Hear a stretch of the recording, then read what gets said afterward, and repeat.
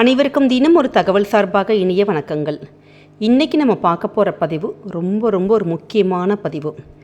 நாளை விஷ்ணுபதி புண்ணிய கால வழிபாடு.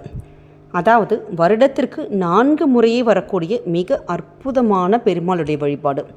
நம்முடைய வாழ்க்கையில் நமக்கு இதுதான் விதி அப்படின்னு சொல்லிட்டு ஒரு மோசமான ஜாதக கட்டம் நம்ம தலையில் நம்ம கடவுள் நமக்கு எழுதி வச்சுருந்தா கூடிய நம்ம யார் ஒருத்தங்க இது மாதிரி பெருமாளுடைய வழிபாடு, அதுவும் விஷ்ணுபதி புண்ணிய காலத்தில் பெருமாளை வழிபடுகின்றோமோ நிச்சயம் நம்முடைய தலையெழுத்து மாறுங்க. அப்படி நம்முடைய தலையெழுத்தை மாற்றக்கூடிய மிக அற்புதமான ஒரு நேரம் தான் இந்த விஷ்ணுபதி புண்ணிய காலம். இந்த நேரத்தில் நம்ம என்ன பண்ணி இறைவனை வழிபடணும் அப்படிங்கிற சிறப்பு பதிவு தான் நம்ம பார்க்க போகிறோம்.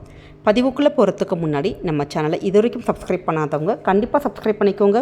அப்போ தான் எங்களுடைய எல்லா பதிவுகள் நோட்டிஃபிகேஷன்ஸ் உங்களுக்கு உடனே வரும். இப்போ பதிவை பார்க்கலாம். வாழ்க்கையில் ஒரு குழந்தைன்னு ஒன்று பிறந்த உடனே ஒரு ஜாதகம்னு ஒன்று எழுதுவோம். ஏன்னு கேட்டிங்கன்னா ஒரு ஜனனம்னு வந்துட்டாலே அவங்களுடைய விதிங்கிறது ஒரு மாற்ற முடியாத ஒன்று. அப்படி நம்முடைய கஷ்டப்படுறது தான் நமக்கு விதி அப்படின்னு கடவுள் வச்சுருந்தா கூட அதையே மாற்றி முறியடிக்கிற ஒரு சக்தி எதுக்கு இருக்குதுன்னு கேட்டிங்கன்னா இந்த விஷ்ணுபதி புண்ணிய காலத்துக்கு இருக்குது. அப்படி இறைவன் நம்முடைய விதியை மாற்றத்துக்கான ஒரு சக்தி கொடுத்துருக்கு. அந்த ஒரு மிக அற்புதமான ஒரு காலம் தாங்க விஷ்ணுபதி புண்ணிய காலம். வருஷத்துக்கு மொத்தம் 4 முறை மட்டும்தான் வரும் இது. அதாவது வைகாசி 1, ஆவணி 1, கார்த்திகை 1, மாசி மாதத்தில் 1. அந்த 4 மாதங்களுடைய முதல் தேதி, இந்த 4 நாட்களும் தான் விஷ்ணுபதி புண்ணிய காலம்னு நமக்கு சொல்லப்பட்டிருக்கு. இது எல்லாமே பெருமாளுக்குடைய உகந்த நாள் தான். ஏன்னு கேட்டிங்கன்னா இந்த பெருமாளுக்கு நம்ம செய்ய போகின்ற விஷ்ணுபதி புண்ணிய காலத்தில், அதாவது நாளைய தினம் மே மாதம் 14ஆம் தேதி செவ்வாய்க்கிழமை வந்திருக்கு. இந்த புண்ணிய காலமானது முதல் நாளில் நள்ளிரவு 1:30 மணிலேருந்து அடுத்த நாள் காலை 10:30 மணி வரைக்கும் இருக்கும். அதாவது உங்களுக்கு 14ஆம் தேதி காலையில் 10:30 மணி வரைக்கும் தான் இந்த ஒரு புண்ணிய நேரம் இருக்கும்.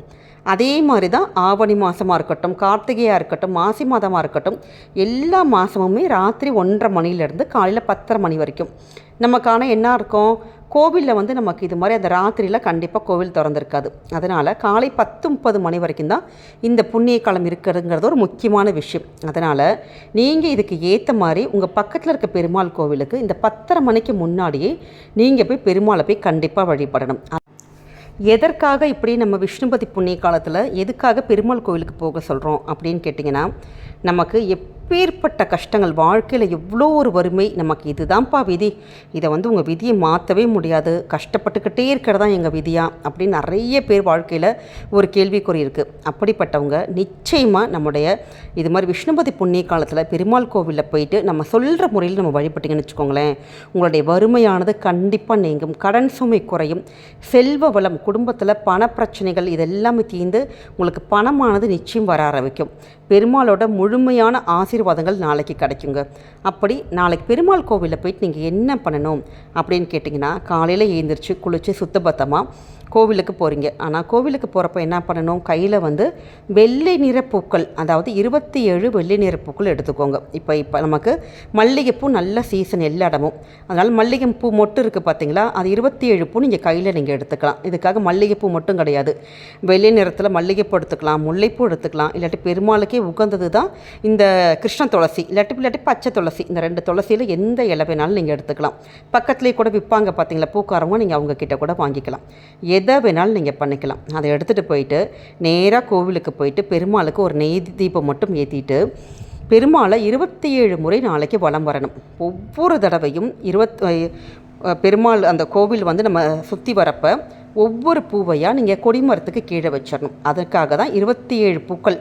27 பூக்கள் எதுக்குன்னு கேட்டால், நம்ம என்னவாக இருந்தாலுமே நம்ம கோவில் ரவுண்டு வரப்போ டக்குன்னு ஏதோ ஒரு ஞாபகத்தில் மறந்துடுவோம், எத்தனை ரவுண்டு போயிட்டுருக்கோன்னு தெரியல அப்படின்னு சொல்லிட்டு நிறைய நேரங்கள் நம்ம மறந்துடுவோம். அதுக்காக 27 பூக்கள் நீங்கள் கையில் எடுத்துகிட்டு போனீங்கன்னா ஒவ்வொரு முறையுமே நீங்கள் ரவுண்டு வந்ததுக்கப்புறம் ஒவ்வொரு பூவையாக கொடிமரத்துக்கு நீங்கள் வச்சுட்டிங்கன்னு வச்சுக்கோங்களேன், கரெக்டாக 27 முறை நீங்கள் கரெக்டாக போயிட்டு வரலாம். அது மட்டும் இல்லாமல் நீங்கள் இப்படி பெருமாள் கோவிலை நீங்கள் சுற்றி வரப்போ நீங்கள் சொல்ல வேண்டிய ஒரு முக்கியமான மந்திரம் ஓம் நமோ நாராயணா அப்படிங்கிற ஒரு எளிமையான ஒரு மந்திரம் சொல்லலாம். கோவிந்தா சொல்லலாம், பெருமாளேன்னு சொல்லலாம், இல்லாட்டி கீழே இப்போ ஸ்க்ரீனில் கொடுத்துருக்கோம் பார்த்தீங்களா, இது வந்து விஷ்ணு நாமம் அந்த ஒரு புக்கில் இருந்து எடுக்கப்பட்ட செல்வம் சேருவதற்கான மிக அற்புதமான ஒரு ஸ்லோகம். இந்த ஸ்லோகத்தையும் நீங்கள் சொல்லிகிட்டே பண்ணலாம். இல்லைம்மா எங்களுக்கு இந்த ஸ்லோகம் சொல்ல முடியல அப்படின்னு நினைக்கிறவங்க ஓம் நமோ நாராயணா அப்படிங்கிற ஒரு எளிய மந்திரத்தை 27 முறை கோவிலில் நீங்கள் வலம் வந்துட்டு நீங்கள் சொல்லி பாருங்களேன். உங்களுடைய வாழ்க்கை, உங்களுடைய நம்மளுக்கு விதி, உங்கள் தலையெழுத்து எதுவாக இருந்தாலும் கண்டிப்பாக மாறுங்க. இதில் வந்து மாற்று கருத்தே கிடையாது. ஆனால் இதில் முக்கியமான விஷயம், நாளை காலையில் 10:30 மணிக்குள்ளே தான் இந்த ஒரு வழிபாட்டை நீங்கள் அதுக்குள்ளே 10:30 மணிக்குள்ளே நீங்கள் முடிச்சிருக்கணும். 10:30 மணிக்கு கோவிலுக்கு போகக்கூடாது. ஒரு 9 மணிக்கு நீங்கள் கோவிலுக்கு போனீங்கன்னா கரெக்டாக இருக்கும். உங்களுக்கு 10:30 மணிக்குள்ளே இந்த 27 முறை நீங்கள் கரெக்டாக வலம் வந்திருக்கலாம். நிச்சயம் உங்களுக்கு வாழ்க்கையில் நல்ல ஒரு திருப்பம் நிச்சயம் உண்டாகும். இது மட்டும் இல்லாமல் நாளைக்கு நீங்கள் சுவாமிக்கு வந்து ஒரு நெய் தீபம் ஏற்றலாம், துளசி இலையில் அர்ச்சனை பண்ணலாம், இல்லை மல்லிகை பூவால் நம்ம மகாலட்சுமி தாயாருக்கு நீங்கள் கொடுக்கலாம். உங்கள் சக்திக்கு உங்களால் என்ன பண்ண முடியுமோ தேங்காய் பழம் கொடுக்கலாம். என்ன வேணாலும் நாளைக்கு நீங்கள் பெருமாள் கோவிலில் பண்ணலாங்க. ஆனால் கையில் இருக்க வெள்ளை நிற மலர்களால் 27 முறை நீங்கள் வலம் வந்து சுவாமிக்கு நீங்கள் வந்து ஓம் நமோ நாராயணா அப்படின்ட்டு நீங்கள் வந்து பெருமாள் கோவிலில் வலம் வரணும். இதுதான் இந்த விஷ்ணுபதி புண்ணிய காலத்தோட சிறப்பே. நீங்கள் பெருமாள் நாளைக்கு நீங்கள் பார்க்குறீங்க பார்த்தீங்களா, அந்த 10:30 மணிக்குள்ளே யார் ஒருத்தங்க பெருமாளை சேவிக்கிறீங்களோ கண்டிப்பாக உங்களுடைய பொருளாதார நிலைமை நிச்சயம் மாறும். அதாவது வைகாசி 1ஆம் தேதிக்கு இப்போ நீங்கள் பண்ணியிருக்கீங்க. அதுக்கு அடுத்தது வந்து ஆவணி மாதம் 1 தேதி வரும். அப்போ நீங்கள் இதே மாதிரி உங்களுக்கு நாங்கள் திருப்பி ஒரு பதிவு போடுறோம். அப்போ நீங்கள் செஞ்சு பாருங்களேன். நீங்கள் ஒரு 2 மாதத்துக்கு, அதாவது மே மாதம் இப்போ இருக்கிற உங்களுடைய பொருளாதார நிலைமைக்கும் அடுத்து உங்களுக்கு ஆவணி மாதத்தில் இருக்கிற அந்த ஒரு பொருளாதார நிலைமைக்கும் உங்கள் குடும்பத்தில் எப்படி இருக்குது, உங்கள் ஃபேமிலியில் எப்படி இம்ப்ரூவ்மெண்ட் இருக்குன்னு அப்படியே படிப்படியாக வருஷத்துக்கு மொத்தம் 4 முறை மட்டும்தான் வரும். நீங்கள் ஒவ்வொரு முறையும் இது மாதிரி செஞ்சு பாருங்கள். நிச்சயம் ரொம்ப ரொம்ப சக்தி வாய்ந்த ஒரு நேரம். இதை வந்து தயவு செஞ்சு நீங்கள் தவற விடாதீங்க. காலையில் ஒரு கொஞ்சம் நேரம் ஒதுக்கி, ஆஃபீஸ் போகிறவங்களா இருந்தாலும் பரவாயில்ல, கொஞ்சம் நேரம் ஒதுக்கி இந்த இதை வந்து நீங்கள் செஞ்சு பாருங்கள். குடும்பத்தோட பொருளாதார நிலைமை உங்கள் தலையில் எழுத்து கண்டிப்பாக மாறுங்க. இந்த பதிவானது உங்களுக்கு நிச்சயம் பிடிச்சிருக்கும்னு நினைக்கிறோம். பிடிச்சிருந்தா ஃப்ரெண்ட்ஸ் அண்ட் ஃபேமிலி மெம்பர்ஸ்க்கு ஷேர் பண்ணுங்கள். அவங்களும் இதை பார்த்து பயன்பெறட்டும். நம்ம சேனலை இது வரைக்கும் சப்ஸ்கிரைப் பண்ணாமல் பார்த்துட்டு இருக்கவங்க கண்டிப்பாக சப்ஸ்கிரைப் பண்ணி உங்களுடைய ஆதரவுகள், சப்போர்ட்டுகள் எங்களுக்கு கொடுங்க. மீண்டும் வேறு நல்ல பதிவோடு உங்களை சந்திக்கிறோம். நன்றி, வணக்கம்.